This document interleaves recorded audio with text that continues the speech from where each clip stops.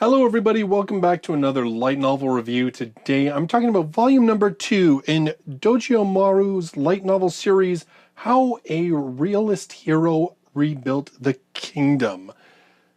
Now, this one available via ebook through J Novel Club. They are the ones that are currently doing the English license. In our first volume, we had Soma, who was brought to the kingdom of ELFRIEDEN, that he was summoned because they couldn't afford to pay their, I guess, taxes, it would be the easiest way to call them, to the empire that is holding the line against an invading demon empire. So they were given the option of paying money or summoning a hero, which is sort of a one-time use magic that the kingdoms are all capable of, and sending that hero to help fight the demons. Well, Soma, being just a natural good old Japanese kid, was kind of like, I don't really want to do that. And so he sort of talked to the king, and they came up with a way to basically pay those taxes so that Soma could remain. The king was so impressed, he abdicated his throne and handed it over to Soma. Volume number 1 very much dealt with economics and building up of infrastructure, taking a look at supply chain management and so forth, because the kingdom was extremely strapped not only for cash, but also for food. So where volume number 1 dealt with that interior structure and infrastructure, volume number 2 focuses very much on conflict. In volume 1, the three dukes that sort of govern, the armed forces between them, they showed some reluctance in accepting Soma as king. Well, that all comes to a head and turns into a full-blown civil war in volume number 2. And not only that, but an opposing kingdom that's basically been waiting for an opportunity to invade figures that, hey, you've got a king who's new and doesn't know much about what he's doing, and you've got him being attacked by his own dukes. Now's the time. So Soma actually finds himself having to fight multiple battles on multiple fronts, all simultaneously, while not even having access to the entirety of the military power of ELFRIEDEN. And really, that's the bulk of this book, is dealing with the way that Soma and works with his team in order to try and overcome this situation and try to turn it around, that even at the very least, they can just hold on to what they have. This book was really good. I said in the first one how I really appreciated that it was a very different take on the isekai genre, that it was bringing in a hero that didn't become overpowered in this regard, that, all of a sudden he had all these powers and everything else. As far as we can tell, Soma has one ability, his whole living poltergeist thing, that while he seems to be getting a little bit more adept at using it, it's still mainly used for either doing multiple, documents at once, or just powering little mannequin dolls that he's made in order to act as bolsters to his forces. So in essence, we have a hero that is really a hero because of the knowledge he's bringing. Because Soma, of course, was a civil engineering student, and he was also a student, a big fan of history. So in this book, we have a lot of reference to Sun Tzu and the art of war, and also to some other sort of both Chinese and Japanese battles that Soma is trying to use information from and take a look at patterns and such in order to aid him to overcome these military obstacles that he now has. The other thing that I really liked about this, so it changes it up, obviously, and there was a couple of things that I really was impressed with this book. First of all, in the first one of the things that I said I really enjoyed was how they would take these little asides where it would tell you some of the stuff that Soma did, and then it would give you sort of a historical reference that, years from now, people would say blah, blah, blah, blah, blah. And I liked that because it gave the story sort of a context, and it made it feel like the characters' decisions had weight. It wasn't like this was just one of those things where it was going to be a flash in the pan and he was going to be gone. No, this is history that he is writing, which I really enjoyed. It made it feel like the character's actions actually mattered, and that it was part of sort of a bigger, that you were living that history, I guess is what I had said at the time. That still happens a little bit in this one, but they actually change it up a little bit, and I found it a lot of fun. And so what they did was Soma would do like a military move, and then it would come up with basically a saying that people came up with, and the root cause of that saying, like where that saying came from. I can't give you any examples because they would all be spoilers for things in the book, but essentially, you know, if someone did something that surprised someone, they would use the maneuver that he did. That would become the slang for surprising somebody when they weren't expecting it. Or, like I said, it's very hard to give you examples when I'm trying not to spoil anything. But it was a little bit different because it just showed how in the first book we had that history. In the second book now we have language being influenced by Soma's actions. That the history that he is creating is not only the history that they are taught, but it's even starting to create figures of speech and different sort of idiomatic sayings that will be used much later on. So I really enjoyed that. It gave it a little bit more flavor. It gave it that whole idea of how history isn't just about events, how history can even influence sayings and speech and language. Again, it gives that bigger, broader depth to what's happening, that these events are really changing and shaping this world in a way that's permanent, that it is going to affect things for many, many years to come. And I find that when they do that, it just makes me really eager to see the future, that it draws me in so much more, that I'm like, I want to see how this all pans out. Like, I want to see where Soma's journey will end and what is going to happen to him and what's he going to make this kingdom by the end of everything. The other thing that I really appreciated about this was that once sort of everything's out in the open in terms of the machinations that have been going on, people's true motives and everything else, things made a lot more sense.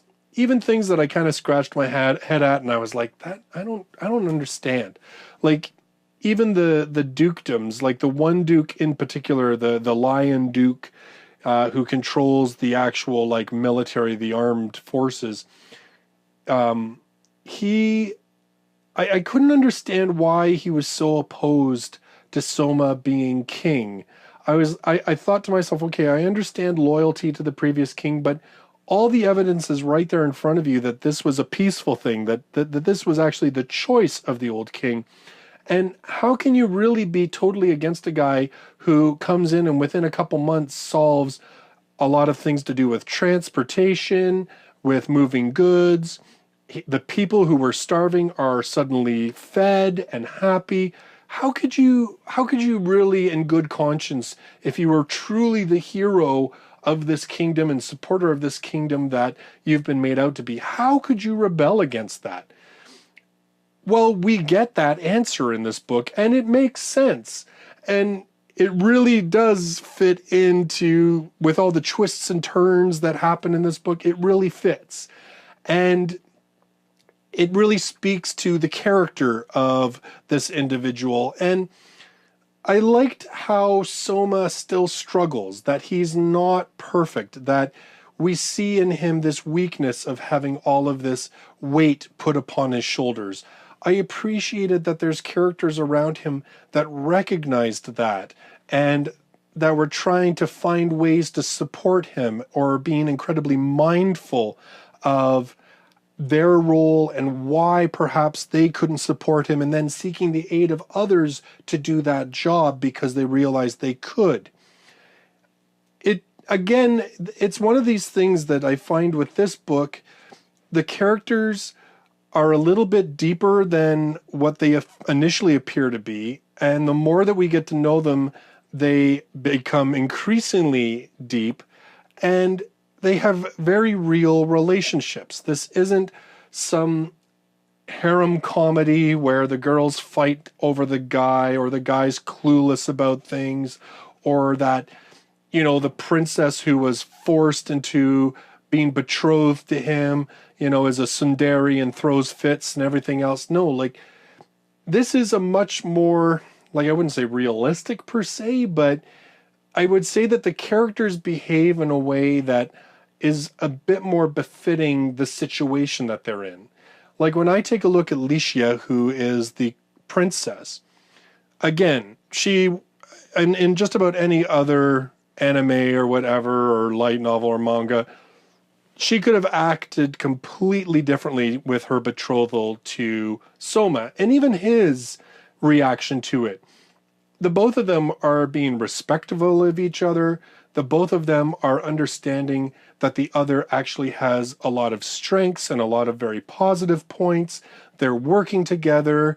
They aren't kicking and screaming and acting like juveniles over this whole thing where they're betrothed. In fact, they're both looking at the potential benefits of it.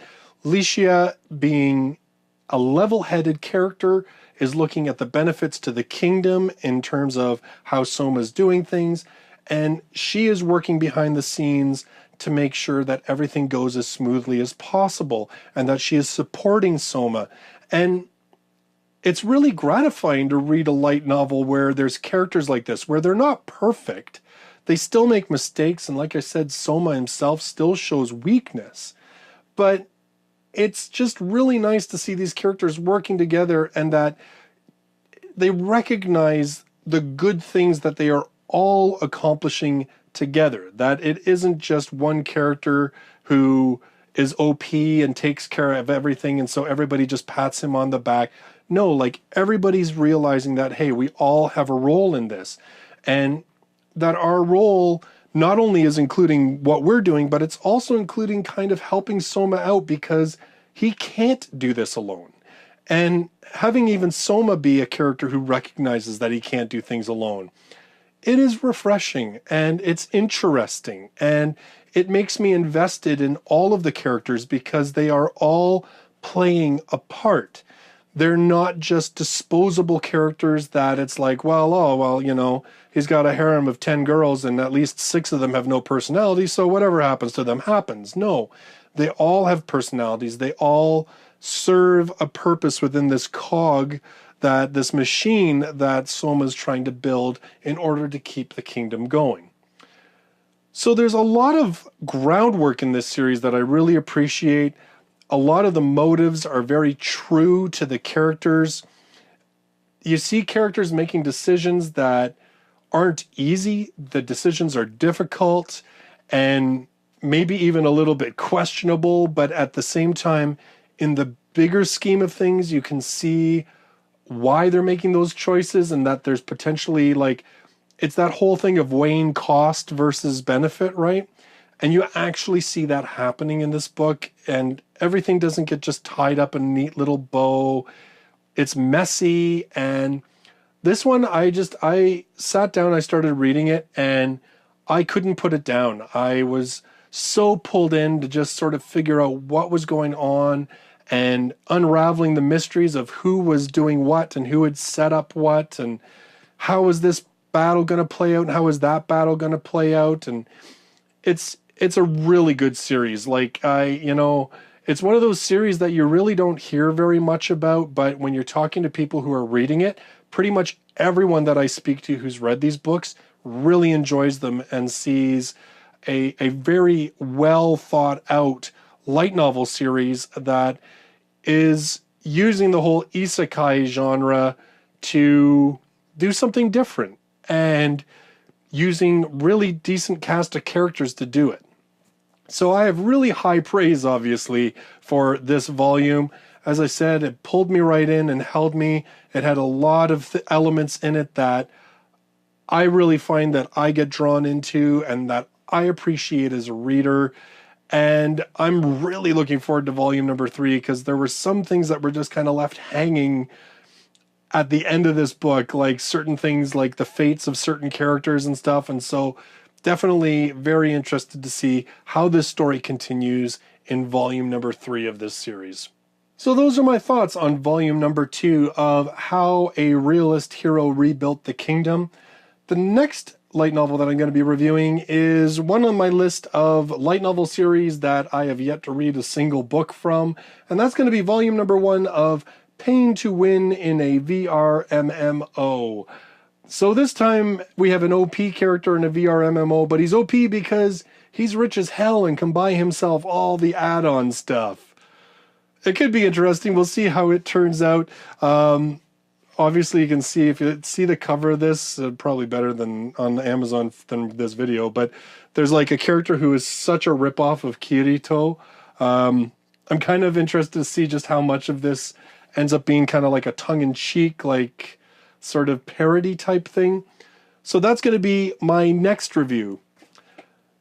So if you're brand new to the channel and you love light novels, don't forget to subscribe so you can check out all of my future light novel reviews. I really appreciate you joining me in this video, and I look forward to seeing you in the next one. Till then, bye-bye for now.